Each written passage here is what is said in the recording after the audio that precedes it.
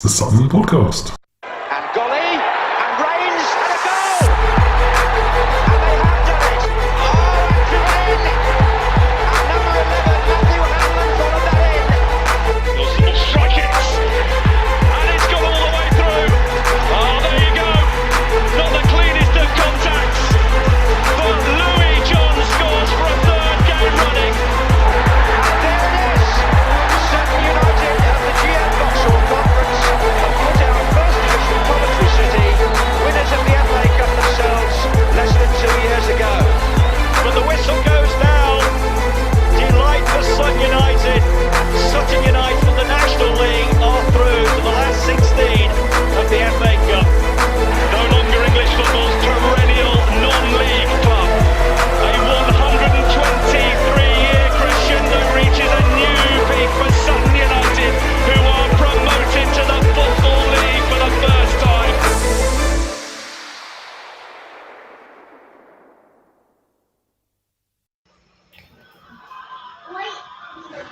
Hello and welcome to the Sutton United Talk Time on podcast. It's the midweek treat.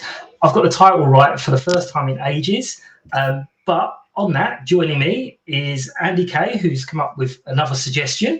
Hello, Andy. How are you? I'm fine, thanks. How are you doing? Not bad, not bad. And also we've got Josh, who is my nephew. So nepotism, I don't care. It's my nephew. Hello, Josh. Josh is struggling to hear me. He'll come in and say hello in a minute when he's ready. So Andy, let's start with your controversial idea. It's not controversial, it's just an idea. But got to whip up something somewhere. So I saw your suggestion, but go on, what was the suggestion? Suggestion is midweek social rather than midweek treat. The midweek social. Yeah. Well, that would imply that I'm social, but other than that... You are, of course. I actually had a work meeting today, and two of the guys who've come to matches, they were obviously talking about the Pizza Hut Cup and everything. I'm like saying to maybe if we get to Wembley, everyone wants to come. And I said, it's all right, don't worry, I'll talk to you at football. I hardly talk to everyone else. And the two fellas just started wetting themselves laughing, going, you talk to loads of people. You keep saying you don't talk to anyone. And you talk to everyone. I'm like, okay, fair enough. But I tend not to show. So anyway, what we'll do is I'll get a little Twitter poll going, and we'll put up there the midweek treat, which kind of rhymes, or the midweek social.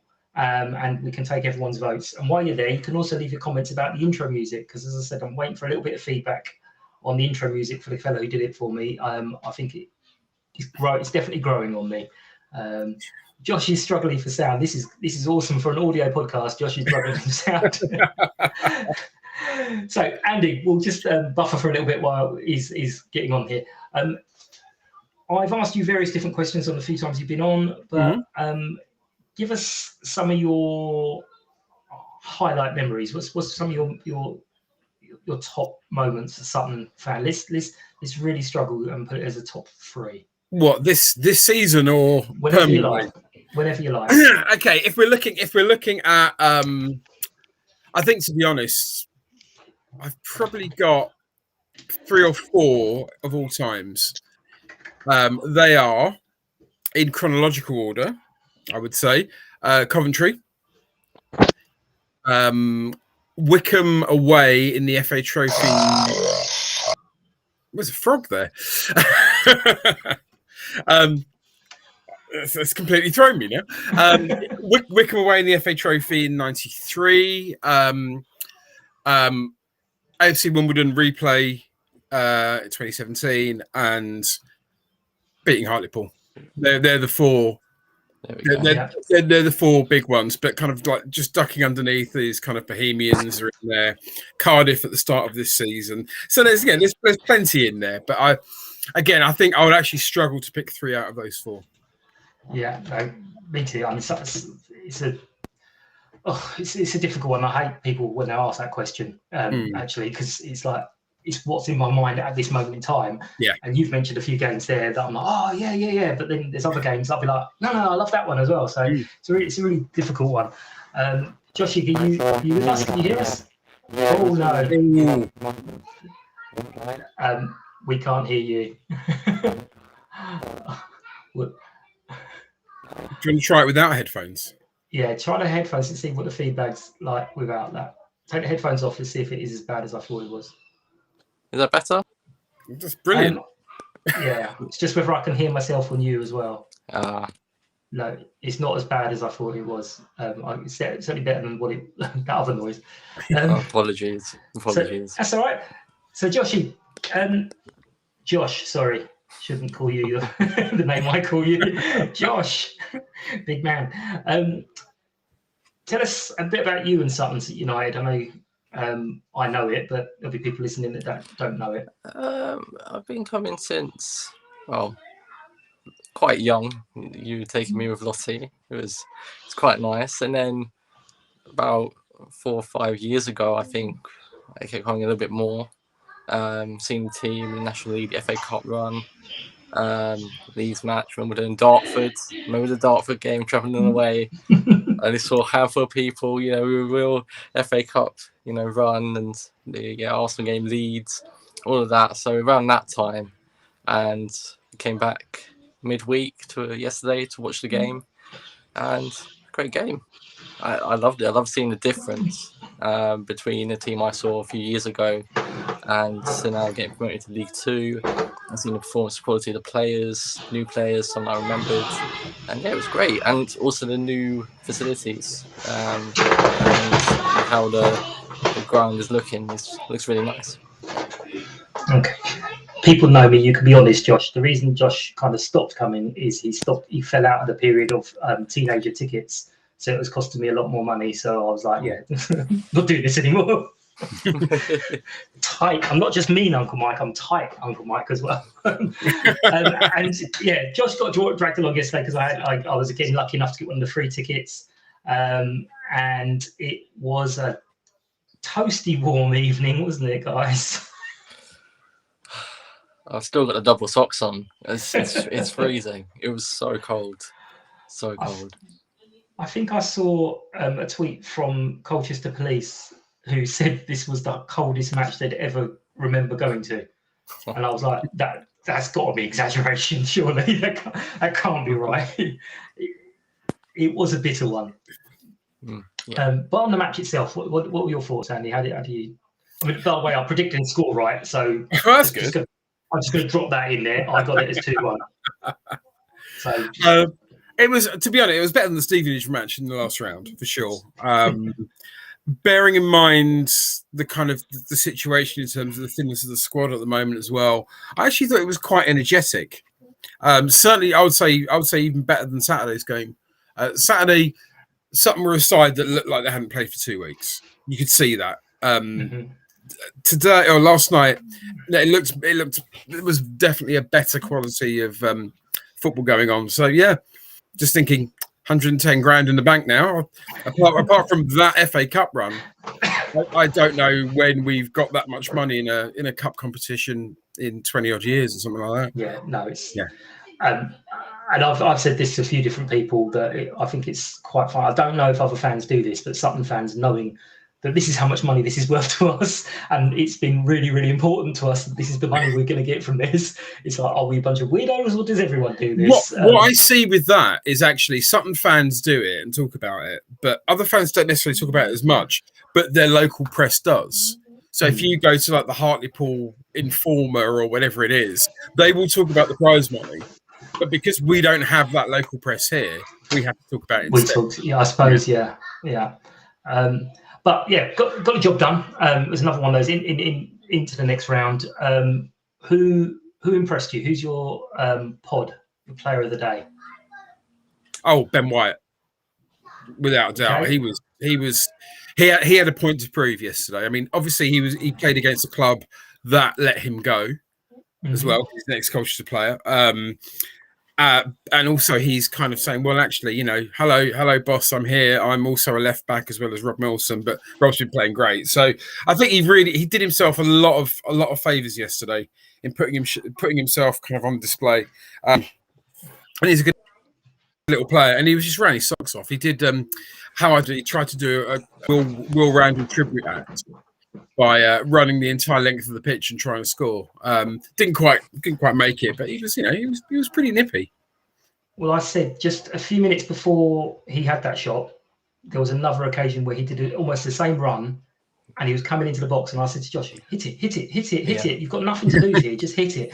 And he didn't. And I was like, he should have just shot, because no one's going to expect Ben White to maraud forward and score. And then he did it a few minutes later, and he bloody did. Josh, who impressed you? Apologies not knowing the name, but 29 in the middle of the park, the 21-year-old. I thought he was incredible. The goal, went down as an own goal, I think, but still, he's not happy about that. I saw that on Twitter. I was like, oh my god, it was his goal. Deserved that. It was a great strike to start the game, and then the contribution in the second goal, the step over, the passing, the awareness, tackling as well. Just really good game from him. And 21, only a year older than me. it's so. Hang on, you're taking that from me. I don't actually know his age. I said I think he's about 21. I don't know. Do you know how old he is? I think he might be a couple of years older than that, actually. Right. Yeah. Let's not rely on your Uncle Mike for knowledge like that, Josh. That's a very bad road to go down. I thought you'd know. But no. Anyway, it's still so impressive. Such a young player, and you told me about how Buteman was playing there, and he came in, and he told me that he's struggling to get out of the squads, which is really impressive. I did like Ben White as well, the left back. Good pressing on the defence, winning the ball high up and getting those into the forward areas. Just needs to work on the shooting and maybe the confidence to do it as well. But it was overall really good. With those two players. Well, actually, on that, I jotted down two names, which you've both brilliantly picked. And I actually gave the nod for the pod. That's going to stick. I don't care. That's going to stick. The nod for the pod is going to stick. I gave it to Ben because there was a game earlier in the season where obviously people don't get on players' backs so much, but there was a game, I can't remember who it was against. It might have been Swindon, I think, but where he didn't have the best game in the world, and there were grumbles. And then, as you say, his ex-team came back, had a bit of a point to prove, deserves to be in the side. I mean, they all deserve to be in the side. That's a terrible job that Matt has there. So I'm going to give it with a tiny margin to Ben White as well, which I know he got the man of the match yesterday anyway. But I'm going to give a tiny margin to Ben White because I don't think he's actually had one this season. So well done, Ben. I'm sure you're listening with bated breath. We're going to very quickly move on to Saturday's match, and joining us now we've got Tom, who is a Oldham supporter for his sins. Hello, Tom. Right, lads, how you doing? Right, Tom. Not bad. Yes, hello. So, Tom, tell us a little bit about yourself and your Oldham history. Why you support Oldham? Well, I'm 38 and I'm young. I started getting into Oldham season roughly 1989 to 1990, which coincided with our cup run when we reached the league final and we also reached the FA Cup semi-finals. My older brother was going to games and it caught my attention. He's going to these games to talk about Oldham, show me the games on TV. Then the following season, my dad took me to my first game, which was a Tuesday night. It was at home to, I think it was Leicester. The ground was packed. You couldn't move. We got moved to the side stand. I just caught the bug from that. We got promoted that year. Unfortunately, I wasn't at the game. We won promotion. And the following season, in the last year of the old First Division, that was my first season ticket. Then obviously we had 3 years in the top flight. Got relegated to what's now the Championship, and we had 3 years there. We spent many years in League One, and now we're in our fourth season in League Two, and there, fourth or third. It's absolutely shocking at the moment. If you'd asked me 10, 15 years ago, would we be in the same league as Sutton? No disrespect to you, I probably would have laughed, but fair play to you guys. We've fallen. You've climbed up the league, and I know you've got a big history. You've had a lot of cup upsets over the years as well. I remember many years during the old Ryman, Eastman League, you're always a team that was up there. I think you won promotion in the 90s, didn't you, as well? Yeah, we were in the conference in the 90s. But same as yourself, if you told one of the Sutton fans 15 years ago they'd be playing in the same league as Oldham, they also would have been laughing at you because it's never been on our radar to be a league club. I remember a few years ago when you had that big cup run when you beat Leeds and you lost to Arsenal, you had to pass the pitch. I remember your chairman saying at the time that he didn't really think you could afford to go up. And talking to a few of your fans when we played you, they said themselves they did not really expect you to go up, but the fact you had the opportunity to go up, you'd have been stupid to say no to it. No. Sutton are they're a proper club. They're the board are a proper board, and they're never going to do anything that's slightly outside the rules. You wouldn't know this, but we had a Surrey Senior Cup match the other night, and we unfortunately played an ineligible player, and it was us that brought it to the attention of the FA and reported ourselves for playing the ineligible player, and we've left the competition. I think we probably knew that was going to happen. So yeah, the board and everyone who runs the club, they're proper football people. They're absolutely spot on, which I know Oldham fans probably don't want to hear, based on what you guys have.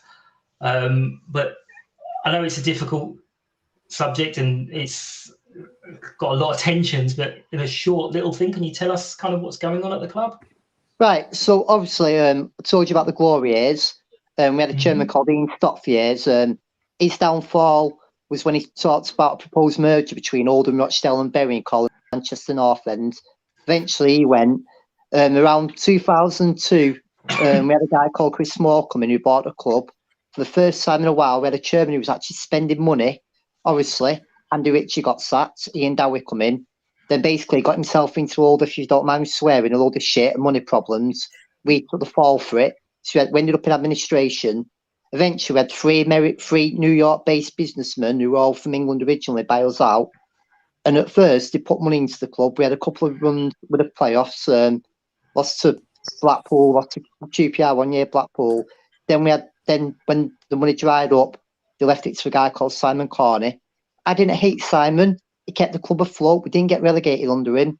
And around 2017, he sold the club to a guy called Abdel Lensman, a businessman from Morocco.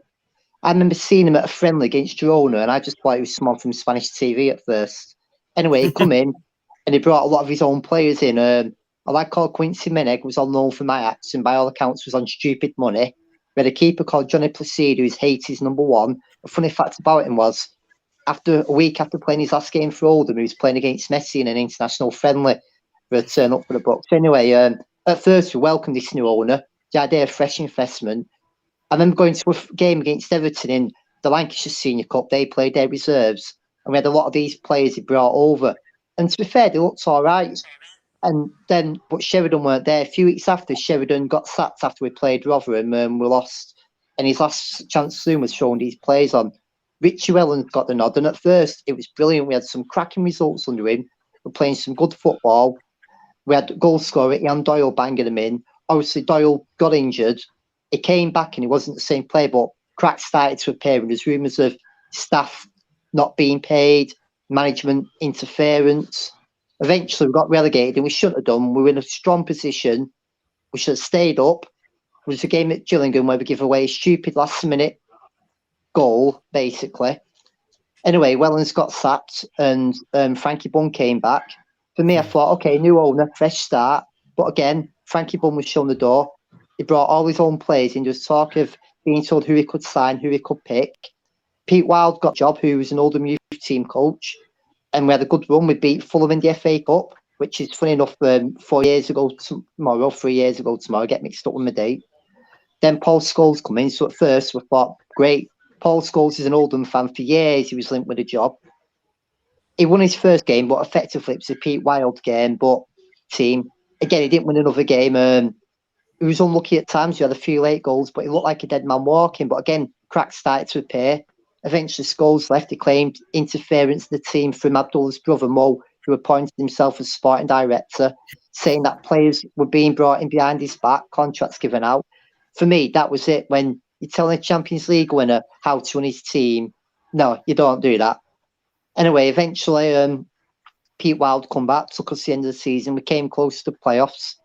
That summer, we brought in a Frenchman called Laurent Banade. First few games weren't that bad, weren't good. He seemed to get it right, and then he got sacked, and Dino Masala, who's at Burton, got the job. Then, obviously, we had hit and miss. He started to get things right. COVID happened. He got sacked, and Harry Kewell come in. Kewell started off slow, but with Kewell giving me due, we had some entertaining football. We were scoring goals for fun, but we had no defence. In the meantime, David Weeds got banished to the youth team. Basically, to Slope, he refused. Which was probably what the furlough was. They wouldn't pay him all the money he was owed. Eventually, got paid off last year. Chewell got sacked around about January, February, and Keith Curl come in. We had a cracking player called Dylan Bambula, which has probably been the most successful players, the French lads, we call them, Abdullah and Mo have brought in. Basically, after Curl came in, his performances have dipped. Obviously, we stayed up last year. Again, this summer, Curl was left in charge. I thought, okay, first time since 2017 we've got a manager. But the football at times has been appalling. We've had transfer embargoes placed on us, money owed to other clubs. We've got an ongoing issue with our ground. We don't own it. We've got a North Stand that's owned by our previous owners. And it's like he's been threatening to go to court by all accounts, not paid money in time. It's just an ongoing scenario. And what I'll do is later on, I'm going to show you a link. It's got a timeline of everything that's happened. If I was to tell you everything about it, I'd be here all night. But right now, it's probably a depressing time to be an Oldham fan. And it's bad because everyone talks about our cup runs. Everyone talks about the good years we've had. And we admit we're not a massive club. We've just had a bit of history. We're surrounded by big clubs in the area. We've seen what's happened to Bury and Macclesfield. We don't want that to happen to us either. Yeah, I mean, you probably saw Andy and myself as some of the things you were saying there, like the boardroom interference and all that kind of stuff, just going, huh? What? Literally the only interference I think our chairman would do with the club is when Matt says he needs a player or two, he'd be like, no, you don't, you've got enough, it's fine. He doesn't want, he's very careful with the books.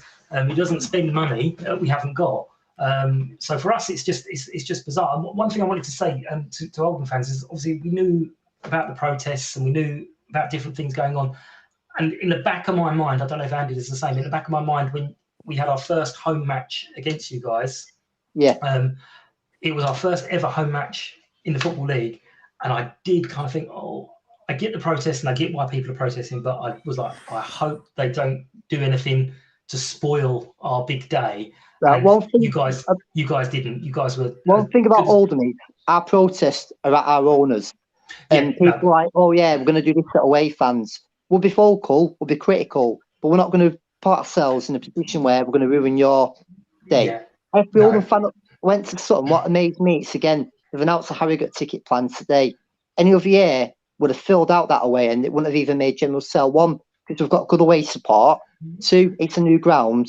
I've done a lot of ground hopping. You see, I've never actually been to Sutton yet, but people that even didn't want to go to games went to that one as well. And we've got a good core of Oasis lads, Oldham supporters in the south. So basically, we're looking forward to it as well. Obviously, again, not disrespectful to you, it's a bit of a stark reality of what we expect if we end up in the National League next season. But the protests have really stepped up this season. When we went to Orient, a lot of their fans showed solidarity with us. They made their feelings known in their end, which was really good because they, like Oldham, have been through the crap in the last few years. Obviously, a lot of it is stemmed from push the boundary. I think if COVID hadn't happened, these protests would have started a lot sooner. We've got a group called Push the Boundary. We've got a trust, and in the recent years, the trust has become sort of non-existent. They've not challenged the board of directors. We've had new, fresh bodies on it, and they, alongside Push the Boundary now, are taking the fight to these owners. They've got involved more with like the supporters groups. They're basically saying to the EFL, look, this is what's happening now. And more people now, I can't honestly say, even people that were pro Abdullah now, apart from one or two, what we call idiots or the special breed, most people now want these guys out. And it's sad because I'm seeing mates now who would have never missed a game years ago, not going. Even me, there's a time I'd have been up in arms about missing a game. Now I'm like, well, don't want to. We lost to Wigan last night. It's not the fact we lost to a higher division team. We weren't expected probably to win. It's the manner in which we lost. We've had 2 games, Barrow and Hartlepool, and we've rested key players, but then they've thrown them in last night, and then to just get absolutely slaughtered. It defies, but it's as if staying up's now become secondary to them. Yeah. I mean, it's funny you mentioned Leighton Orient because I think that's actually a really good example of. I mean, they went through very, very similar things to what you guys are going through at the moment, and weirdly enough, them going down into the National League almost allowed them to clear the decks. They got a change in ownership. Everything, basically the unscrupulous owners they had before disappeared. They realised, we're not a league club anymore. We're not interested. We got out. They've got better owners in, and 2 seasons later, they'll back up. And now, to be honest, they're going to be one of those clubs that I would say have absolutely no fear at all of ever being close to being relegated to non-league again. It's almost like sometimes you've almost got to take a hit, take a step backwards to go 2 steps forward. And I mean, I was saying this to another supporter last night. This is a completely different scenario, but I'm sure you'll kind of get the idea. We got relegated from the Conference South in 2008. I think we won 5 games all season. We were absolutely terrible. But that relegation itself was the triggering point for the whole series of events that's actually led us to be a league team again. So actually going down to a division that we should never have been in actually allowed Paul Doswell to come in, start building the club up again. Club took a completely different attitude on how they approach things. It wasn't the same old, same old. It gave a whole new perspective, and we just went on the up and the up and the up. So, go on.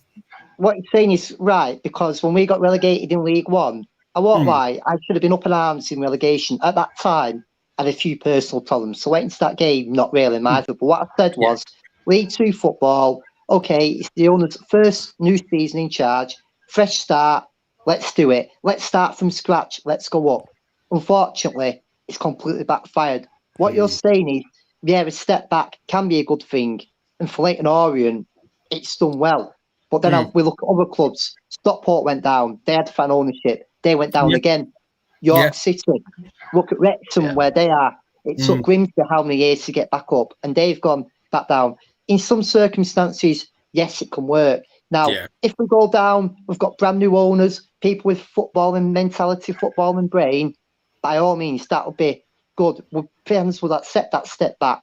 I'd still much rather preserve our 126-year history in this division, because you missed out on the funding you get from youth team level, TV exposure. Yeah, people say we may be on BT Sport more. All right, I don't want to be playing Friday night games at 5 o'clock away to Dover. I know with the big vision there. I'm also worried under these owners we'll go down even more, because then that's not to stop them saying, hang on, let's make us part-time then. Let's not stay full-time. And wages has been an issue. It was an issue in the past, but to be fair to Simon Corney, he always found a way of paying them. Like you said about the owner balancing the books, Simon was sort of like that, but unfortunately, there was not enough ambition from him. He was happy to just preserve being around League 1, and that's why fans got frustrated and welcomed this guy. If we do go down, our fans will still support him. The question is, what's going on at the moment? Will we still have a club to support? People have talked about getting a Phoenix club anyway. For me, that has to be the very, very last resort. I went to FC United the other week with some United lads, God bless, wash my mouth with soap out from work.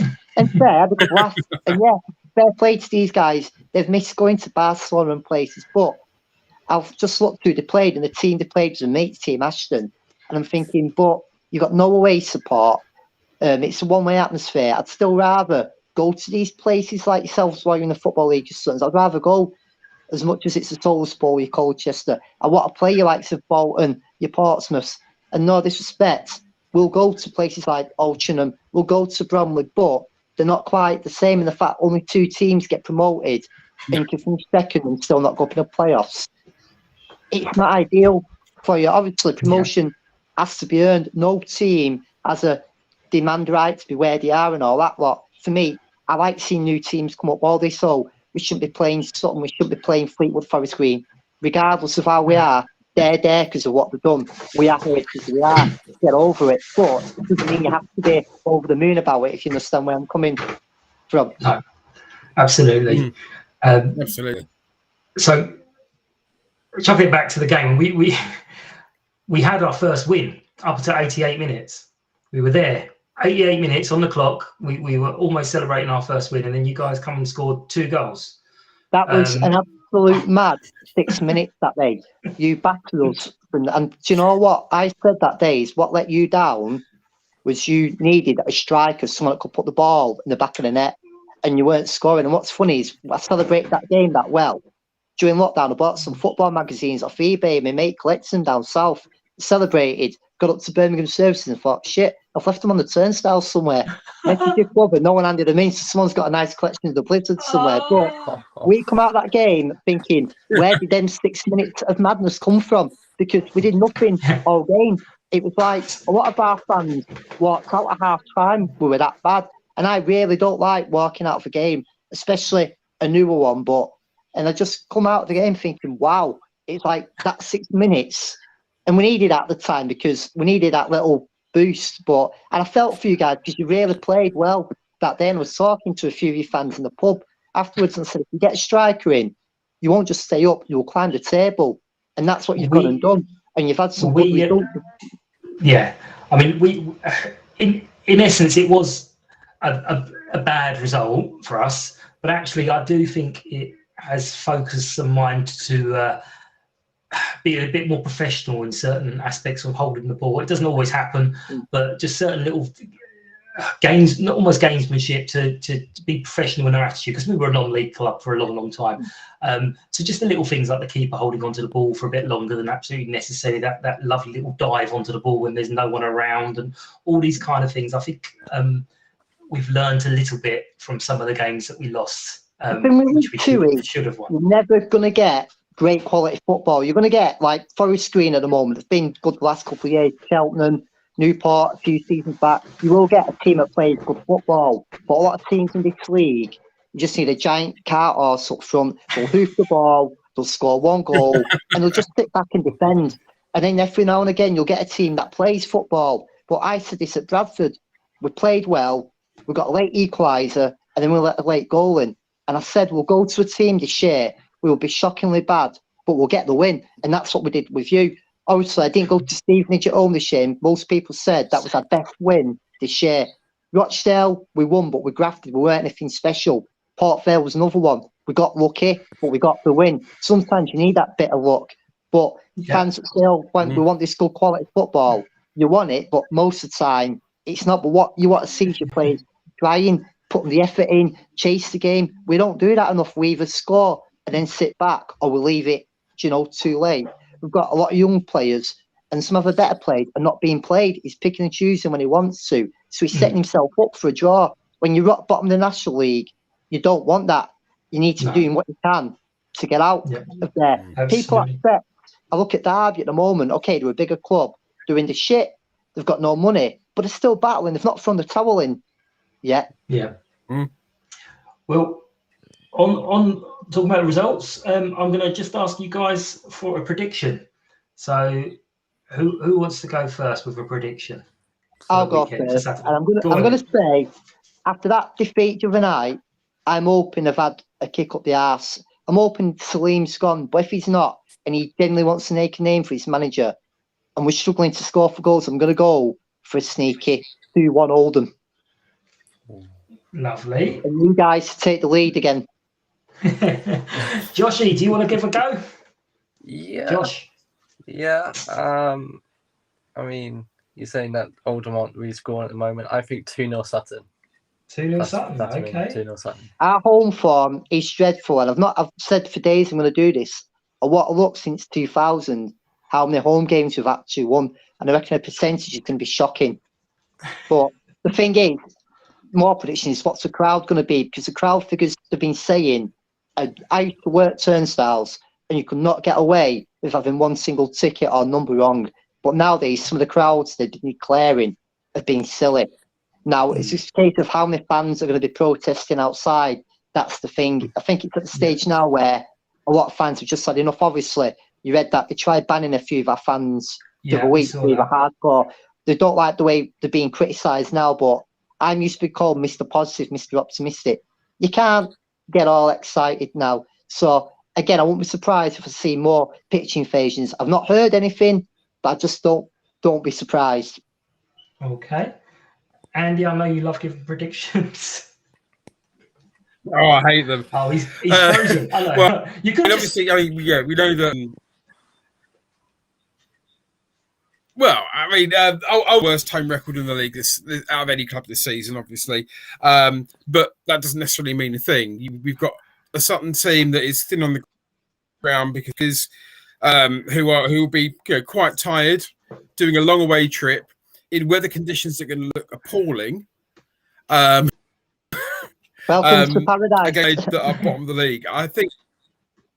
Exactly. Well, exactly. I mean, I am going to predict an Oldham win because I just think it's going to be all of those bizarre combinations. The wind's going to pick up, rain's going to come in. We're going to have players playing out of position, and we're going to be knackered from the last couple of outings. So I'm going to predict an Oldham win, and if it's not an Oldham win and it's a Sutton win, then I'm going to be happy whichever way around it goes. The thing with our squad is at the moment we've got a shoestring squad. We've got injuries.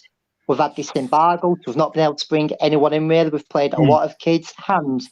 We've played a full festive fixtures. We've had no COVID cases. So everyone else may have had a week off or a day off. We haven't. We've kept on playing. And that's going to be the other key factor. Unless we bring anyone in beforehand. There's rumours two ex-players are training with us. You've been the only club in the division that has, I think.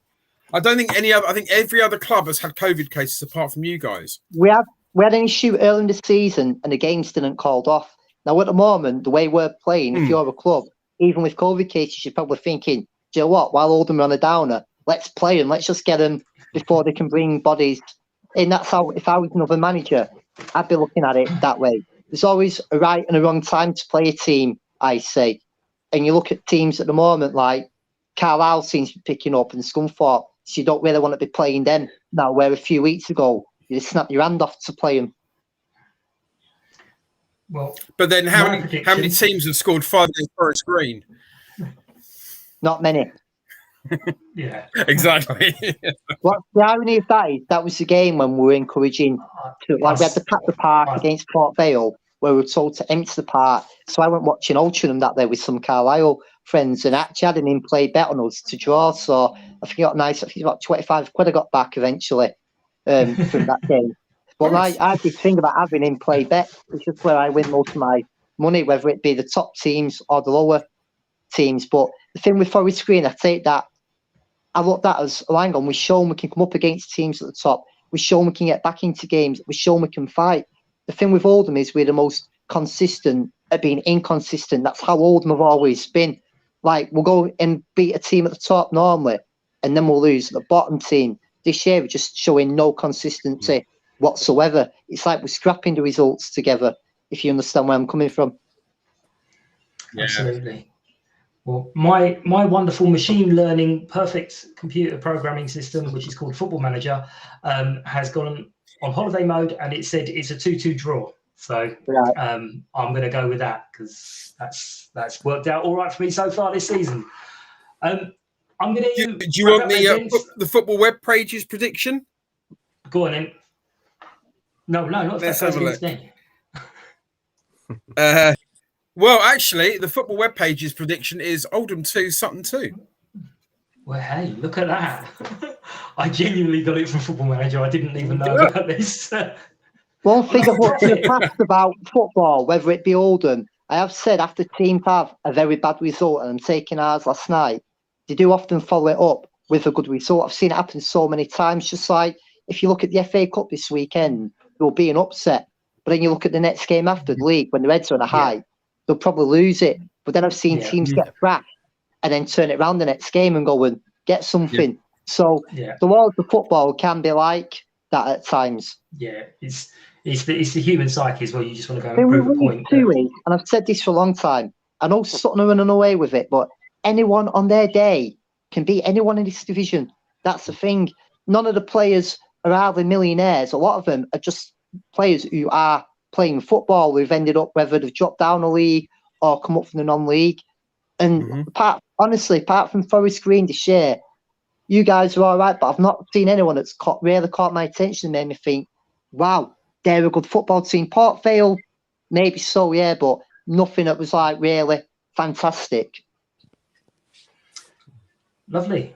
Okay, gents, I think we've gone on for long enough. I'm going to wrap it up there. Has anyone got any final thoughts? Josh? I just hope it's a good game. Unfortunately, I know. And I hope the troubles at Oldham improve. I mean, the fans definitely deserve to have something positive except for COVID cases. But yeah, I mean, hopefully it's all right. I mean, I would say I'm a United fan, Man United fan. So that don't go down well in our I've seen my club recently have I'll say protests. I know they weren't happy with the board and everything like that, but I think it's much different to what Oldham's situation is, and it's not even a different league to it. It's your guys is about survival, and you said about York. They went down to the National League and they've kept going down. I remember we played them, and we were there and we thinking, oh my god, York, big club at the time. They've just come York down. Have been down, come back up, and then went back down. It's like my mate's a Newcastle fan. He was gone about Mike Ashley, and I went, yeah, I know it's frustrating for you, but we'd gladly take your spot to predicaments where we are now. Absolutely. It's like I say, good luck to you guys. Apart from on Saturday, I don't mind seeing teams come up and new teams do well. Whether you go up this year, personally, I'm not sure, but who knows? It's one of these. The league's so wide open after the top team. Anyone can beat anyone. So yeah. And Andy, any thoughts from you? You're not obliged, don't worry. Yeah, again, I really hope the troubles with Oldham kind of just things get better. You're a good, decent side. I still remember Frankie Bunn scoring his 6 goals in the League Cup and things like that. So there's a lot of us that have got very positive memories. And it's actually, I know at least 1 or 2 Sutton supporters who second team, weirdly enough. I'm not quite sure the story behind that one, but yeah, I mean, to be honest, you guys stay up. Stevenage can go down in your place. That's fine, I think it's what Joe Royle did with Oldham. The way they caught everyone's attention that year, he built a team. Joe Royle, the story is, he arrived at Oldham on the back of a lorry when his car had broken down. There's a good book about it called "This Is How It Feels" by Mike Keegan. Read it from the store, and he just built this team up. He knew the reserve system at Leeds, Man United, Man City and Everton better than he did. And the stories about how he got players for bargains. Eventually, City turned around and were saying, no, we'll have this much for this player, because he knew what he was like. And he turned these players into an attacking team. His attitude, you score one, we'll score another one. People said we had the plastic pitch, but then once we're in the top flight, that plastic pitch went. And a lot of those cup games, especially the ones away from home, were on grass, where they chant, we can win on grass too. And I think that's why people like Joe Royle, they talk about your Frankie Bunns, your Andy Riches, your Roger Palmers, these players going to holler. We had some great days, and that's just why it's for not so much the younger element, for the older fans like me who saw these games, how it's just seeing how bad got. Yeah, no, absolutely. Echo the other guys. Hopefully things will turn a corner for you. I will be tagging you in when the podcast goes live. So if you could just pop that link you were talking about into the comments, people will be obviously able to read all that as well.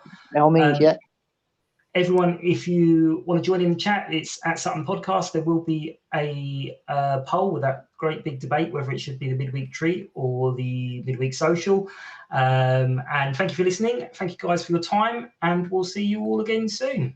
Thank you. Yeah, therefore, good luck again apart from Saturday. See you later. Cheers. United!